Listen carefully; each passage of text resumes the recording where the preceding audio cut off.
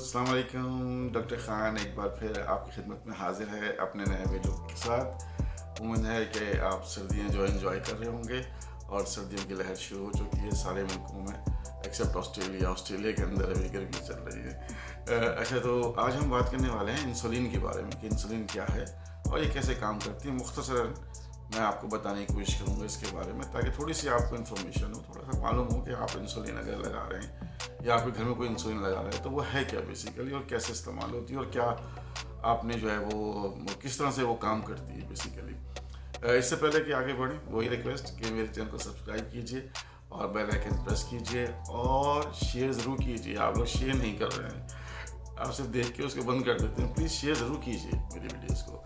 अच्छा, इस वीडियो के दो हिस्सों में जल्दी से मैं बता देता हूँ। पहला हिस्सा है कि इंसुलिन क्या है, दूसरा ये कि कैसे काम करती है। तो इंसुलिन जो है वो एक हार्मोन है। हार्मोन समझ लें कि केमिकल किस्म का मादा है जो कि जिस्म में पाया जाता है। मुख्तलिफ़ किस्म के केमिकल्स होते हैं जो कि मुख्तलिफ काम करते हैं और सरंजाम देते हैं। सुभान अल्लाह, अल्लाह ताला की कुदरत है कि ये मुख्तलिफ फंक्शंस को जो है वो मतलब कंट्रोल करते हैं। तो इंसुलिन जो है वो ग्लूकोज जो आपकी बॉडी में बहुत ज़रूरी है उसको कंट्रोल करता है। और इसको कैसे इस्तेमाल करना है, इसको कैसे ज़ख़ीरा करना है, ये सारे काम जो है वो इंसुलिन के थ्रू होते हैं।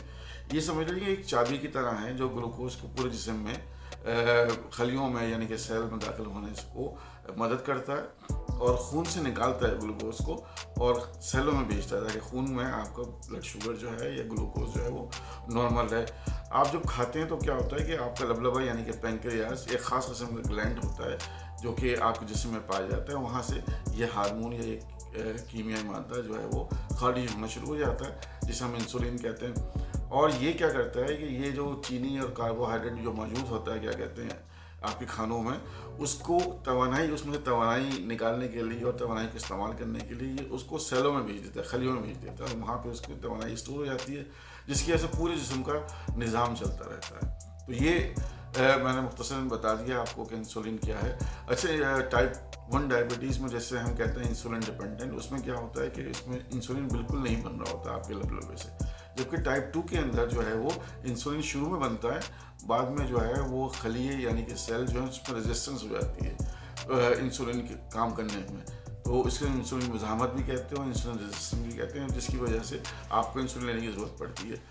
अब अगर आपकी डायबिटीज़ जो है वो शुगर कंट्रोल नहीं है और अनकंट्रोल्ड है और डायबिटीज़ जो है वो अनमैनेज है यानी गैर मुनज़्ज़म है, तो फिर क्या होगा कि वो खून के अंदर जो है ग्लूकोज जमा होता रहेगा और वो सेलों में नहीं जाएगा। अगर बॉडी में नहीं जाएगा और सेलों में नहीं जाएगा तो वो खून के अंदर रहेगा और खून के अंदर मौजूद रहने से पूरे जिस्म को तबाही फैला सकता है। फिर आपको पता है कि बहुत सारी कॉम्प्लिकेशंस हो सकती हैं। 1980 की दिहाई में तक जो है वो यानी कि लोग जो है वो गाय, काऊ या खंजीर पिग से बने हुए इंसुलिन को इस्तेमाल करते थे। लेकिन उसके बाद 1980 में जो है वो एक ख़ास किस्म के इंसुलिन जो है जिसे ह्यूमन इंसुलिन कहते हैं वो लेबॉर्ट्री में तैयार किए गए, जो 2 टाइप के होते हैं। एक इंसुलिन ह्यूमन इंसुलिन कहलाते हैं और एक कहलाते हैं इंसुलिन एनालॉग्स। अच्छा, ह्यूमन इंसुलिन जो है वो एक ख़ास किस्म का बैक्टीरिया होता है, ई कोलाई, उसके जो अंदर इंसुलिन प्रोटीन होता है वहाँ से वो प्रोड्यूस किया जाता है। और ये जो है 1978 में डेविड गॉडियल और उनके साथियों ने डिस्कवर किया था। अच्छा, और ये मुख्तलिफ नामों से मार्केट में अवेलेबल है। कंपनी के नाम मैं बता देता हूँ, बहुत मशहूर है, जैसे कि एक्टाफेन है, एक्टापेड है, हीमोलिन है, नोवोलिन है, इस तरह के बहुत सारे इंसुलिन मार्केट में अवेलेबल हैं। ये 2 तरह के होते हैं और ह्यूमन इंसुलिन या इंसानी इंसुलिन। और इसका फ़ायदा क्या होता है कि हीमोग्लोबिन A1C जो है वो आपका काफ़ी हद तक कंट्रोल रहता है और मेंटेन रहता है इसको इस्तेमाल करने से। एक कहलाते हैं रेगुलर और शॉर्ट एक्टिंग और एक कहलाते हैं इंटरमीडिएट और NPH।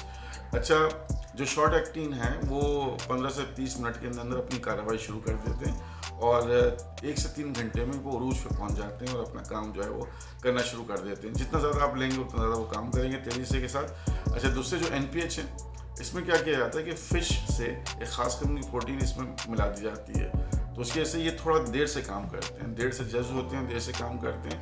ये तकरीबन 2 घंटे के बाद ऐसा करना शुरू करते हैं और 4 से 6 घंटे पे अपने अरूज पे पहुंचते हैं ये काम करते हुए।